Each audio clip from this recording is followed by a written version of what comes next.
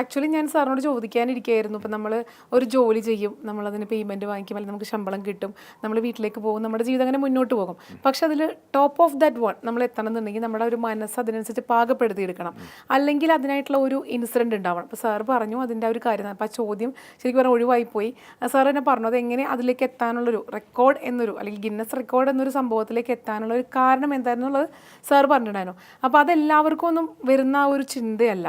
അപ്പോൾ ഇത് സൊല്യൂഷൻ മാസ്റ്ററിന് അങ്ങനെ ചിന്ത വരാനുള്ള കാരണം എന്ന് വെച്ചിട്ടുണ്ടെങ്കിൽ ഇത്രയും ആളുകൾക്ക്, ഇത്രയും ഈ പറഞ്ഞ പോലെ 30 രാജ്യങ്ങളിൽ ഇത്രയും ലക്ഷക്കണക്കിന് സംരംഭകർക്ക് ഒരുപാട് സൊല്യൂഷൻസ് കൊടുക്കുന്നത് കൊണ്ട് തന്നെയാണ് സൊല്യൂഷൻ മാസ്റ്റർ ആയിട്ടുള്ള ഗിന്നസ് റഷീദിന് സാറിന് അങ്ങനത്തെ ഒരു ചിന്ത വരാനുള്ള കാരണം അല്ലേ.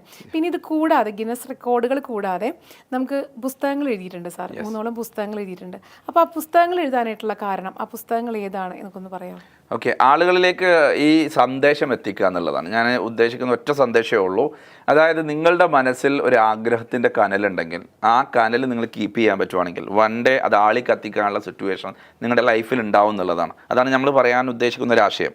ആ കനൽ എന്താ വെച്ചാൽ കെട്ടുപോകാതെ നോക്കുക എന്നുള്ളതാണ്. പലപ്പോഴും പല ആൾക്കാരും മഴ പെയ്യുമ്പോഴേക്കും, ഒരു മഞ്ഞുണ്ടാകുമ്പോഴേക്കും, ഒരു കാറ്റടിക്കുമ്പോഴേക്കും അത് കെട്ടുപോകും.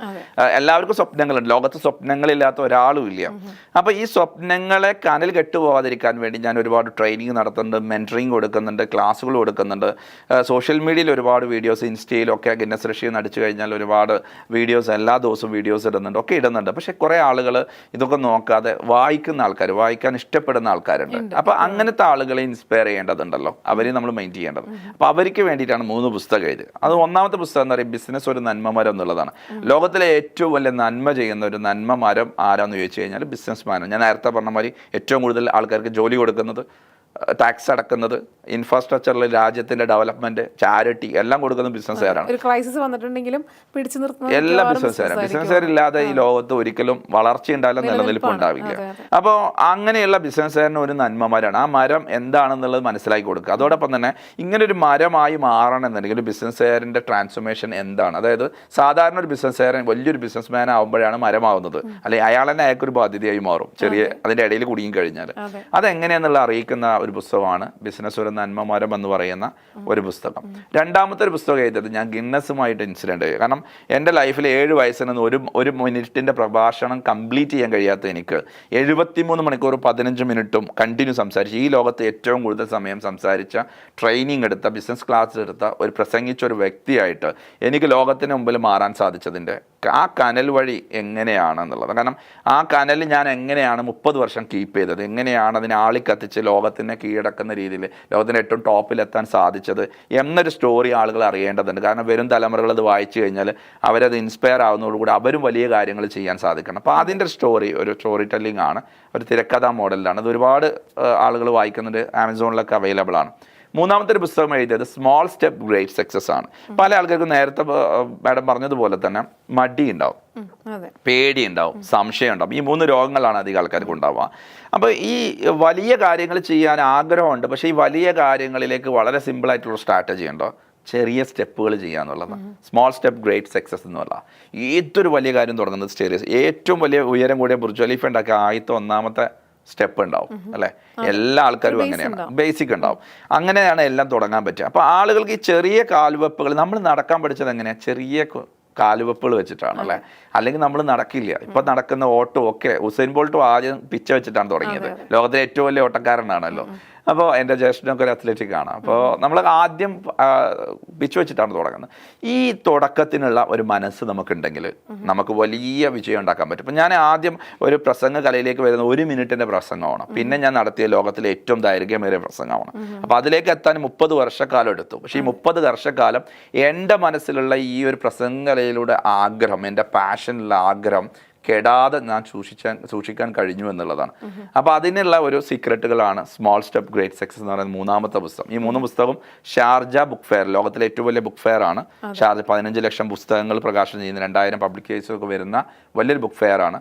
അത് അതിൽ വെച്ചിട്ടാണ് 3 പുസ്തകങ്ങളും റിലീസ് ചെയ്തത്. ഇതിലെല്ലാം കൂടുതലും സാറിന്റെ അനുഭവങ്ങൾ തന്നെയായിരിക്കും. അതായത് എൻ്റെ ആദ്യത്തെ പുസ്തകത്തിൽ എൻ്റെ ബിസിനസിന്റെ ജേണിയാണ്. 2ാമത്തെ പുസ്തകത്തിൽ ഗിന്നസിലേക്ക് എത്തിയ ഒരു വലിയ എക്സ്ട്രാ ഓർഡിനറി കാര്യം എങ്ങനെ നമുക്ക് ചെയ്യാൻ പറ്റും, അതാണ് അതിൽ ഫോക്കസ് ചെയ്തിട്ടുണ്ടായിരുന്നത്. 3ാമത്തെ പുസ്തകം എന്ന് പറയുന്നത് ചെറിയ കാൽവെപ്പിലൊരു ബിസിനസ് വലിയ സംരംഭമാക്കി എങ്ങനെ മാറ്റാം. എല്ലാം നമ്മുടെ അനുഭവങ്ങളും പിന്നെ ഒരുപാട് സംരംഭം 2 ലക്ഷം ആൾക്കാരെ ഞാൻ മീറ്റ് ചെയ്യാൻ പറ്റി ഈ ഒരു പ്രായത്തിൻ്റെ ഇടയിൽ. അത്ര ആൾക്കാർ സംവദിക്കാൻ പറ്റി. അപ്പോൾ അവരുടെയൊക്കെ ഒരുപാട് കാര്യങ്ങൾ, സ്റ്റോറീസ്, നമുക്ക് എക്സ്പീരിയൻസുകളൊക്കെ ഇതിലേക്ക് പകർത്താൻ പറ്റിയിട്ടുണ്ട്. അതുകൊണ്ട് ആ 3 പുസ്തകങ്ങൾ വളരെ ഉപയോഗപ്രദമാണ് ബിസിനസ് ഓണേഴ്സിനൊക്കെ. ആമസോണിൽ അവൈലബിൾ ആണ് 3. അപ്പോൾ നമ്മൾ ട്രാവൽസിൽ നിന്നും ദ സൊല്യൂഷൻ മാസ്റ്ററിലെത്തി നിൽക്കുകയാണ്. അതിൻ്റെ ഇടയിൽ ഒരുപാട് കമ്പനികൾ, ഒരുപാട് ഞാൻ നേരത്തെ പറഞ്ഞ പരാജയങ്ങൾ, ഒരുപാട് രാജ്യങ്ങൾ, ഗിന്നസ് റെക്കോർഡുകൾ, പുസ്തകങ്ങൾ, ഇതെല്ലാം ഇത് നിൽക്കുമ്പോൾ ഇത് ടോപ്പാണ്. ആക്ച്വലി ദ സൊല്യൂഷൻ മാസ്റ്റർ ടോപ്പിലാണ്. എങ്കിലും ഞാൻ ചോദിക്കുകയാണ്, വാട്ട് നെക്സ്റ്റ്? അതായത് ദ സൊല്യൂഷൻ മാസ്റ്ററിന് എന്തെങ്കിലും എക്സ്പാൻഷൻ ഉദ്ദേശിക്കുന്നുണ്ടോ? എന്താണ് എക്സ്പാൻഷൻ? എൻ്റെ ലൈഫിലെ ഏറ്റവും വലിയൊരു സ്വപ്നം, അല്ലെങ്കിൽ എൻ്റെ ലൈഫ് ഞാൻ മാറ്റിവെക്കാൻ തീരുമാനിച്ചത് 2015 എൻ്റെ ഒരു മിഷൻ സെറ്റ് ചെയ്യുമ്പോഴാണ്. കാരണം നമ്മുടെ ലൈഫിൽ പല നീഡുകളുണ്ടാവും, ഒരുപാട് നീഡുകളുണ്ടാവും. അതൊക്കെ നമുക്കൊരു സമയത്ത് ഫുൾഫിൽ ചെയ്യും. അല്ലെങ്കിൽ എന്തെങ്കിലുമൊക്കെ വികാരങ്ങളുണ്ടാവും, ദേഷ്യം, ഒരാൾ ദേഷ്യം തീർക്കുക, അല്ലെങ്കിൽ എന്തെങ്കിലും നേടാനുള്ള വാശി, ഇതൊക്കെ ഉണ്ടാവും. എന്നെ സംബന്ധിച്ചിടത്തോളം നല്ല പ്രായത്തിൽ തന്നെ ഏറ്റവും നല്ല രീതിയിൽ അതൊക്കെ ചെയ്തെടുക്കാൻ സാധിച്ചിട്ടുണ്ട്. ഇപ്പോൾ ഞാനൊരു മിഷൻ ബേസ്ഡ് ആയിട്ടാണ് എൻ്റെ ലൈഫിനെ കൺവേർട്ട് ചെയ്യുന്നത്. അതായത് മലയാളി കമ്മ്യൂണിറ്റി നേരിടുന്ന ഏറ്റവും വലിയ ക്രൈസിസ് എന്ന് പറയുന്നത്, ബിസിനസ് കമ്മ്യൂണിറ്റി നേരിടുന്ന പ്രശ്നം എന്ന് പറയുന്നത്, അവർക്ക് പ്രൊഫഷണലായിട്ട് വളരാനുള്ള ഒരു സാഹചര്യമുണ്ട്, പക്ഷെ അതിനുള്ള ലേണിംഗിൽ മിസ്സിംഗ് ഓഫ് ബിസിനസ് എഡ്യൂക്കേഷൻ ആണ്.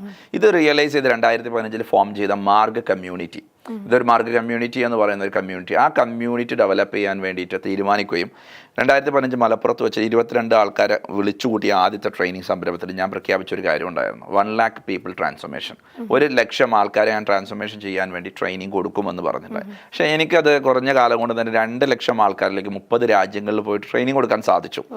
അപ്പോൾ എൻ്റെ സ്വപ്നങ്ങളൊക്കെ ഞാൻ എന്താണോ സ്വപ്നം കണ്ടത് അതിലേറെ മുകളിലാണ് എനിക്ക് അച്ചീവ് ചെയ്യാൻ സാധിച്ചിട്ടുണ്ട്. ഇപ്പോൾ ഗിന്നസ് വേൾഡ് റെക്കോർഡ് ഞാൻ 73 മണിക്കൂറാണ് എഴുതി വെച്ചിട്ടുണ്ടായിരുന്നു. പക്ഷേ 73:15 ചെയ്യാൻ പറ്റി. ഒരു റെക്കോർഡിന് പകരം പല റെക്കോർഡ്സുകളും, ഒരു പുസ്തകം എഴുതാൻ വിചാരിച്ച് 3 പുസ്തകങ്ങൾ എഴുതാൻ പറ്റി. അപ്പോൾ എല്ലാം ആക്ഷൻസും കൂടുതൽ ചെയ്യാൻ പറ്റിയിട്ടുണ്ട്. അപ്പോൾ എൻ്റെ ഇപ്പോഴത്തും എൻ്റെ മിഷനെ ഏറ്റവും പെർഫെക്റ്റ് ആയിട്ട് ചെയ്യുക എന്നുള്ളതാണ്. അപ്പോൾ അതിൻ്റെ ഭാഗമായിട്ട് പുതിയ മിഷൻസ് നമ്മൾ പ്രഖ്യാപിച്ചിട്ടുണ്ട്. 1 മില്യൺ പീപ്പിൾ എന്ന് പറയുന്നത്, അതായത് 1 മില്യൺ ആൾക്കാർ മലയാളികളായിട്ടുള്ള 1 മില്യൺ, അത് വിദേശത്തും നാട്ടിലുമായിട്ടുള്ള പ്രവാസികളുമായിട്ടുള്ള എല്ലാ ടോട്ടലിയുള്ള 1 മില്യൺ ആൾക്കാരെ അവരുടെ പേഴ്സണൽ ലൈഫും പ്രൊഫഷണൽ ലൈഫും സക്സസ്ഫുൾ ആക്കാൻ വേണ്ടി, ട്രാൻസ്ഫോർമേഷൻ ചെയ്യാൻ വേണ്ടിയിട്ട് അവരെ സഹായിക്കുക. അതായത് നമുക്ക് 2 തരം ലൈഫുണ്ട്. ഒന്ന് ഓർഡിനറി ലൈഫുണ്ട്. ഓർഡിനറി ലൈഫിൽ നമുക്ക് എഡ്യൂക്കേഷൻ കഴിഞ്ഞ് ഒരു ജോലി കിട്ടി, സ്ട്രഗിൾ ചെയ്ത് നമ്മളൊരു വീട് വെച്ച് ഒരു വാഹനമൊക്കെ മേടിച്ച് കല്യാണം കഴിച്ച് മക്കളൊക്കെ ആയിട്ട് കഴിയുന്ന ഒരു ഓർഡിനറി ലൈഫാണ്. നമുക്ക് നമ്മുടെ ഫാമിലിക്ക് മാത്രമേ കാര്യമായിട്ട് ഉപകാരം ഉണ്ടായിരുന്നു. രണ്ടാമത്തെ ലൈഫ് എന്ന് പറയുന്നത് എക്സ്ട്രാ ഓർഡിനറി ലൈഫാണ്. നമുക്കൊരു പാസീവ് ഇൻകം ഉണ്ടാവുന്നു, നമ്മുടെ ലൈഫ് സ്റ്റൈൽ മാറുന്നു, അതോടൊപ്പം തന്നെ നമ്മൾ ഒരുപാട് ആൾക്കാരുടെ ലീഡറായിട്ട് മാറുന്നു, ഒരുപാട് നേരത്തെ പറഞ്ഞ പോലെ നന്മമരമായി മാറുന്നു. അതിൻ്റെ അപ്പുറത്തേക്ക് നമ്മൾ മരിച്ചു പോയാലും ഇവിടെ അടയാളപ്പെടുത്തുന്ന ഒരു സിഗ്നേച്ചർ ഇടുന്ന ഒരു ലൈഫാണ്. ഇതിൽ 2 ലൈഫാണ്. അപ്പോൾ ഈ ഓർഡിനറി ലൈഫ് അനുഭവിക്കുന്ന ആൾക്കാരാണ് മലയാളി കമ്മ്യൂണിറ്റിയിലെ കൂടുതൽ ആൾക്കാർ. അതുകൊണ്ട് തന്നെ നമ്മുടെ നാട്ടിൽ നല്ലൊരു ബ്രാൻഡ് ഇല്ല വേൾഡിൽ. ഇപ്പോൾ പിന്നെ നമ്മൾ ചൈനയിൽ പോയി കഴിഞ്ഞാൽ ലോകത്തിലെ 68% പ്രൊഡക്റ്റും കൊടുക്കുന്ന ചൈനക്കാരാണ്. ലോകത്തിൽ ഒരുപാട് കണ്ടെത്തലുകൾ പല രാജ്യങ്ങളും കൊടുക്കുമ്പോൾ നമ്മളവിടുന്ന് എന്ത് കണ്ടെത്തലാണ് നമുക്ക് കൊടുക്കാൻ പറ്റുന്നത്? ബിക്കോസ് നമ്മൾ ഓർഡിനറി ആൾക്കാരായിട്ട് മാറുകയാണ്. അപ്പോൾ നമുക്കും എക്സ്ട്രാ ഓർഡിനറി ആവാൻ പറ്റും. ആ എക്സ്ട്രാ ഓർഡിനറി ആകുന്ന ആൾക്കാരെ ക്രിയേറ്റ് ചെയ്യുക എന്നുള്ളതാണ്. അത് എൻ്റെ ഒരു സ്വപ്നം എന്ന് പറയുന്നത് 1 മില്യൺ ആൾക്കാരെ, ഇതാണ് പുതിയ മിഷൻ നമ്മൾ റീസെറ്റ് ചെയ്തിട്ടുള്ളത്. കാരണം 1 മില്യൺ ആൾക്കാരെ ട്രാൻസ്ഫോർമേഷൻ ചെയ്യാൻ വേണ്ടിയിട്ട് ഒരുപാട് മില്യൺ ആൾക്കാരെ ഞാൻ മീറ്റ് ചെയ്യേണ്ടതുണ്ട്. അപ്പോൾ അതിൻ്റെ ഭാഗമായിട്ട് margcommunity.com എന്ന് പറയുന്ന വെബ്സൈറ്റ് ത്രൂ ആളുകൾ രജിസ്റ്റർ ചെയ്ത് കഴിഞ്ഞാൽ എല്ലാ ബുധനാഴ്ചയും ഡിജിറ്റലി ലോകത്തിൻ്റെ എവിടെയുള്ള ആളുകൾക്കും പങ്കെടുക്കാൻ പറ്റുന്ന ഡിജിറ്റൽ ക്ലാസ് ഉണ്ട്. 6 o'clock ഷാർപ്പായിട്ട് സ്റ്റാർട്ട് ചെയ്യും.